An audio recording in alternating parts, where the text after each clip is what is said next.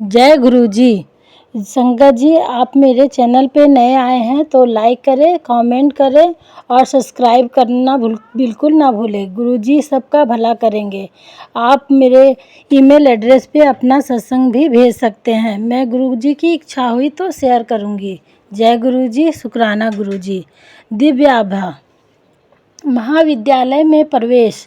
जब हमने गुरुजी के पास आना प्रारंभ किया तो मैं 10वीं कक्षा में था। मैंने 12वीं कक्षा विज्ञान विषयों के साथ करी थी। विचार यह था कि एक वर्ष में यांत्रिकी विद्यालयों की प्रवेश परीक्षा के लिए अध्ययन करूंगा। साथ ही मैंने दिल्ली विश्वविद्यालय स्नातक पाठ्यक्रम में भी प्रवेश पा लिया। उसी समय मैंने कुछ परीक्षाओं में अनुभव हेतु बिना पढ़े प्रयत्न भी किया। परिणाम इस स्तर के नहीं थे कि मुझे नोएडा या आसपास के विद्यालयों में प्रवेश मिल सके। मैं घर से दूर रहकर नहीं पढ़ना चाहता था।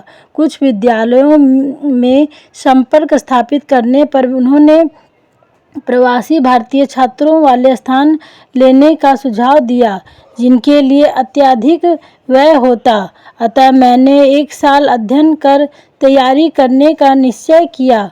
कुछ माह व्यतीत हो गए। चूंकि कुछ स्थान अभी भी रिक्त थे, उत्तर प्रदेश के छात्रों के लिए विशेष प्रवेश परीक्षाएं हुई, परंतु इसमें भी वही प्रवासी भारतीय छात्रों वाली कथा दोहराई जा रही थी। एक दिन गुरुजी ने मेरे पिता को बुलाया और कहा कि तुम्हारे पुत्र को प्रवेश मिल गया है, प्रसन्न रहो। मेरे पिता को इस कथन का अर्थ समझ में न आने पर भी उन्होंने गुरुजी का धन्यवाद किया और घर आ गए। अगले दिन मेरे पिताजी ने मेरे विद्यालय से घर लौटने पर मुझसे पूछा कि क्या मैं ग्रेटर नोएडा में एक यांत्रिकी महाविद्यालय में पढ़ना चाहूँगा। उस दिन तिथि 14 नवंबर थी और प्रवेश 10 नवंबर को बंद हो चुके थे। भाव विभोर होकर मैंने तुरंत हामी भर दी। मैं अपने पिता के साथ उस महाविद्यालय के कार्यालय में गया और समस्त कागज पत्र दिए। मुझे अगले दिन कक्षा में आने के लिए कहा गया।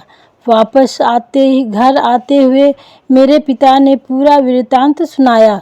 कैसे प्रातः उनके एक मित्र ने उन्हें फोन करके तुरंत विद्यालय के कार्यालय में बुलाया।